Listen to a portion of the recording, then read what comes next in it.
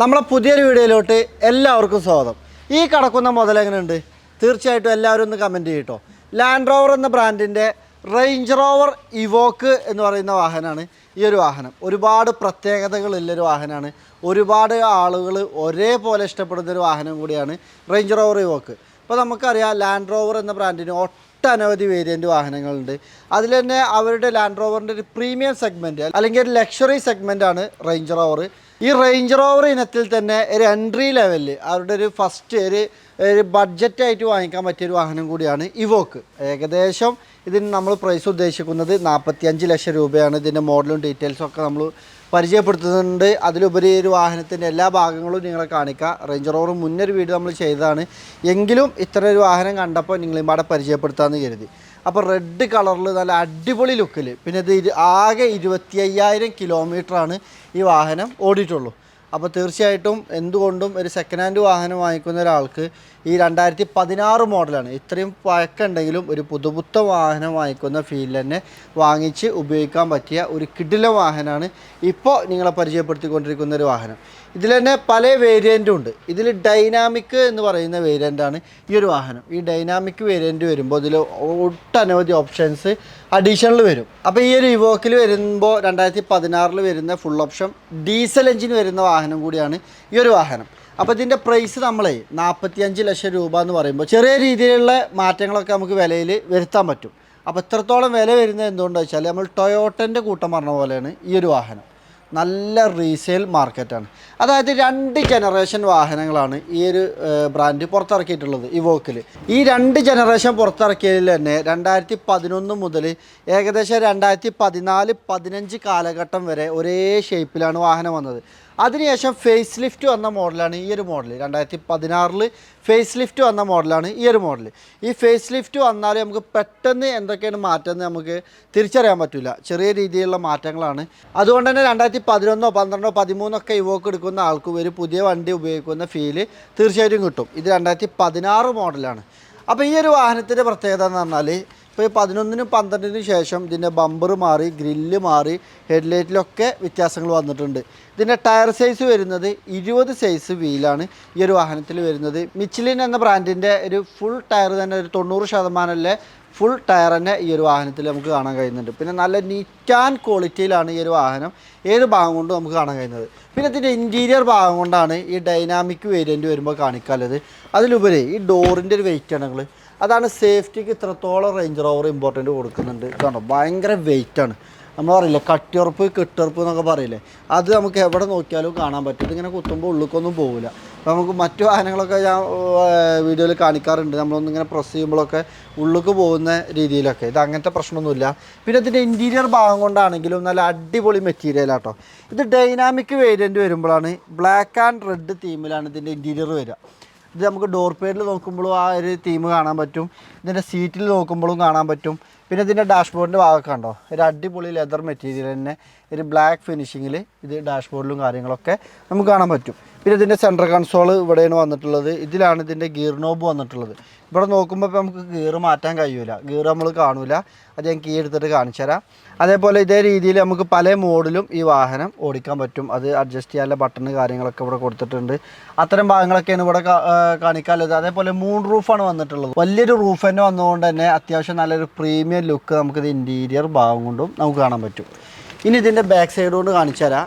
അപ്പോൾ ഇതിൻ്റെ ബാക്ക് ഭാഗം കൊണ്ട് കാണുമ്പോൾ ഡൈനാമിക് വരുമ്പോഴേ ഡുവൽ എക്സോസ്റ്റ് വരും. ബമ്പറിൽ ബാക്ക് ഭാഗം കൊണ്ട് ഒരു സ്പോർട്ടി ലുക്കിൽ തന്നെ നമുക്ക് ഇതിൻ്റെ പുറകുവശവും നമുക്ക് കാണാൻ പറ്റും. ഇതാണ് ഇതിൻ്റെ സ്പോയിലർ. ഇപ്പോൾ ഇതിൽ നമ്മൾ ബാക്ക് വൈപ്പർ കാണാനില്ല, പക്ഷേ ഇത് നമ്മൾ വൈപ്പർ ഓണാക്കുമ്പോൾ ഇതിൻ്റെ ഉള്ളിൽ നിന്ന് ബാക്ക് വൈപ്പർ ഓണായി വരും, താഴോട്ട് ഓണായിട്ട് വരും. ഇതിൽ ബാക്ക് വൈപ്പറും കാര്യങ്ങളൊക്കെ ഉണ്ട്. പിന്നെ റേഞ്ച് റോവറിൻ്റെ ഒരു വലിയൊരു ബാഡ്ജിങ് നമുക്കിവിടെ കാണാൻ പറ്റും. ലാൻഡ് റോവറിൻ്റെ ബാഡ്ജിങ്ങും നമുക്കിവിടെ കാണാൻ പറ്റും. അതേപോലെ ഇവോക്ക് എന്നുള്ളൊരു ബാഡ്ജിങ്ങും നമുക്ക് ഇവിടെ കാണാൻ പറ്റും. അതേപോലെ ഇവിടെ റിവേഴ്സ് ക്യാമറയും കാര്യങ്ങളൊക്കെ കൊടുത്തിട്ടുണ്ട്. ഇതുണ്ടോ, റിവേഴ്സ് ക്യാമറ കാര്യങ്ങളൊക്കെ അടിപൊളിയായിട്ട് കൊടുത്തിട്ടുണ്ട്. ഇനി നമുക്കിതിൻ്റെ ബൂട്ട് ഓപ്പൺ ആക്കുമ്പോഴേ ഇതുണ്ടോ, നമ്മളൊന്ന് പ്രസ് ചെയ്ത് വിട്ടാൽ മതി. വലിയൊരു ബൂട്ട് സ്പേസ് തന്നെ ഇവിടെ വന്നിട്ടുണ്ട്. വലിയ സ്പേസ് പറയുമ്പോൾ ഏകദേശം 472 ലിറ്റർ ഇതിൻ്റെ സ്പേസ് വരുന്നുണ്ട് കേട്ടോ, ബൂട്ട് സ്പേസ് വരുന്നുണ്ട്. അതുകൊണ്ട് തന്നെ ഒട്ടനവധി ലഗേജോ കാര്യങ്ങളൊക്കെ നമുക്ക് കൊണ്ടുപോകാൻ പറ്റുന്ന രീതിയിൽ തന്നെയാണ് വന്നിട്ടുള്ളത്. അതേപോലെ ഈ ഒരു ബട്ടണിൽ പ്രസ് ചെയ്ത് കഴിഞ്ഞാൽ നമുക്ക് ബൂട്ട് ക്ലോസ് ചെയ്യാനും പറ്റും. അതേപോലെ ഇതിൻ്റെ ഡീസൽ കപ്പാസിറ്റി ടാങ്ക് കപ്പാസിറ്റി വരുന്നത് 67 ലിറ്റർ ആണ് ഇതിൻ്റെ ഡീസൽ കപ്പാസിറ്റി വരുന്നത്. ടാങ്കിൽ 67 ലിറ്ററാണ് ഇതിൻ്റെ കപ്പാസിറ്റി. അപ്പോൾ ഡീസൽ എഞ്ചിനാണ്. സെക്കൻഡ് ഓണർഷിപ്പിലുള്ള വാഹനമാണ് ഈ ഒരു വാഹനം. ഇനി ഈ ഒരു വാഹനം ഓണാക്കിയിട്ട് ഇതിൻ്റെ ബാക്കി ഭാഗങ്ങളും കാര്യങ്ങളൊക്കെ കാണിക്കാം. അപ്പോൾ ആർക്കെങ്കിലും ഈ ഒരു വാഹനം വാങ്ങിക്കാൻ താല്പര്യമുള്ള ആളുകൾക്ക് നമ്മൾ സ്ക്രീനിൽ നമ്പർ കൊടുക്കുന്നുണ്ട്. ആ നമ്പറിൽ കോൺടാക്ട് ചെയ്താൽ തീർച്ചയായിട്ടും ബാക്കി വിശേഷങ്ങളും കാര്യങ്ങളൊക്കെ നിങ്ങളുമായി പങ്കുവെക്കുന്നതാണ്. അപ്പോൾ നമ്മളിതിൻ്റെ ഇൻറ്റീരിയർ ഭാഗം കാണിക്കുമ്പോഴേ ഇത് ഗിയർ മാറ്റേണ്ട സാധനം എവിടെയും നമുക്ക് കാണൂല. അപ്പോൾ നമ്മൾ ഇത് സ്റ്റാർട്ട് ചെയ്ത് കഴിഞ്ഞാൽ ഇതുണ്ടോ ഓട്ടോമാറ്റിക്കലി ഇത് പൊന്തി വരും. അപ്പോഴാണ് നമുക്കിവിടെ ഇത് ഗിയർ ചേഞ്ച് ചെയ്യാൻ പറ്റും. ഒന്നുമില്ല, ജസ്റ്റ് ഇത് തിരിച്ചു കൊടുത്താൽ മതി. ഇതിപ്പോൾ പാർക്ക് ഗിയറിലാണ് കിടക്കുന്നത്. റിവേഴ്സ്, ന്യൂട്രൽ, ഡ്രൈവ്, ഇത് സ്പോർട്ട് മോഡ്. സ്പോർട്ട് മോഡ്ക്ക് മാറണമെന്നുണ്ടെങ്കിൽ ജസ്റ്റ് ഒന്ന് പ്രസ് ചെയ്തിട്ട് വേണം നമ്മൾ സ്പോർട്ട് മോഡ്ക്ക് മാറ്റാൻ. അപ്പോൾ ഡ്രൈവ് മോഡ് ഇതാണ് ഇതിൻ്റെ ഗിയറിൻ്റെ ഷിഫ്റ്റിംഗ് വരുന്നത്. അധികം ആളുകൾക്കും അറിയാം, അറിയാത്ത ആളുകൾക്ക് ഉപകാരപ്പെടട്ടെ. അതേപോലെ ഇവിടെ കണ്ടങ്ങൾ ഈ ഒരു വന്നിട്ടുള്ളത് നമുക്ക് പല മോഡിൽ ഈ വാഹനം ഓടിക്കാൻ പറ്റും. ഈ ഒരു ബട്ടണിൽ പ്രസ് ചെയ്യുമ്പോൾ ഇപ്പോൾ ഇത് ഗ്രാസ്, ഗ്രാവൽ, സ്നോ എന്ന് പറയുന്ന മോഡിൽ നമുക്ക് ഓടിക്കാൻ പറ്റും. അതേപോലെ ഇത് മഡിൽ ഓടിക്കാനാണ്. ഇത് സാൻഡ്, അങ്ങനെ പല മോഡൽ സാൻഡ്, മഡ് ഇതിലൊക്കെ ഓടിക്കാൻ പറ്റിയ ഓപ്ഷനും ഈ ഒരു വാഹനത്തിൽ വന്നിട്ടുണ്ട്. അതുകൊണ്ട് തന്നെ ഏത് കുന്നും മലയും നമുക്ക് ഓടിച്ചു പോവാം. അതേപോലെ നല്ല അടിപൊളിയായിട്ട് ലക്ഷറി ആയിട്ടും ഈ ഒരു വാഹനം ഉപയോഗിക്കാൻ പറ്റും. അത്തരം ഭാഗങ്ങളാണ് കാണിക്കാനുള്ളത്. പിന്നെ കൂടുതലായിട്ട് നമ്മൾ കാണിക്കുന്നില്ല.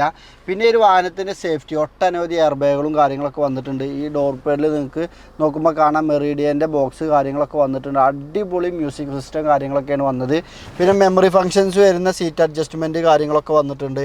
അത് അത്രയും ഇലക്ട്രിക്കൽ അഡ്ജസ്റ്റ് ചെയ്യാൻ പറ്റുന്ന സീറ്റ്, അത്തരം ഭാഗങ്ങളൊന്നും കാണിക്കുന്നില്ല. ലക്ഷറി വാഹനത്തിൽ എന്തൊക്കെ ഉണ്ടോ അതൊക്കെ ഈ ഒരു വാഹനത്തിലുണ്ട്. അതേപോലെ ഇത് മൂൺ റൂഫ് നമുക്ക് വേണമെങ്കിൽ ഈ റൂഫ് നമുക്ക് ഗ്ലാസ് അല്ല, ഇതിൻ്റെ അടിയിൽ ഈ പിന്നെ റൂഫ് നമുക്ക് ക്ലോസ് ചെയ്യാനും പറ്റും. ഈ ഒരു ബട്ടണിൽ പ്രസ് ചെയ്ത് കഴിഞ്ഞാൽ നമുക്കത് ക്ലോസ് ചെയ്ത് ഉപയോഗിക്കണം എന്നുണ്ടെങ്കിൽ അങ്ങനെ ഉപയോഗിക്കാം. ഇതാണോ.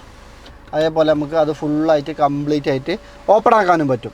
അപ്പോൾ ഈ ഒരു വാഹനം സെക്കൻഡ് ഓണർഷിപ്പിലുള്ള ഈ ഒരു വാഹനം ഇത് ലോ കിലോമീറ്റർ ആട്ടോ. അത് ഇതിൻ്റെ ഹൈലൈറ്റാണ്. 26,000 കിലോമീറ്റർ ഓടിയ ഈ ഒരു വാഹനം സ്വന്തമാക്കാൻ താല്പര്യമുള്ള ആളുകൾക്ക് 45 ലക്ഷം രൂപയാണ് ഈ ഒരു വാഹനത്തിൽ നമ്മൾ ആസ്ക് ചെയ്യുന്നത്. നല്ല നീറ്റ് ആൻഡ് ക്വാളിറ്റിയിൽ ഒറിജിനൽ കേരള രജിസ്ട്രേഷനിലുള്ള ഈ ഒരു വാഹനം, ഡൈനാമിക് ഓപ്ഷനിൽ വരുന്ന ഈ ഒരു വാഹനം സ്വന്തമാക്കണമെന്നുണ്ടെങ്കിൽ തീർച്ചയായിട്ടും നിങ്ങൾക്ക് കോൺടാക്ട് ചെയ്യുക.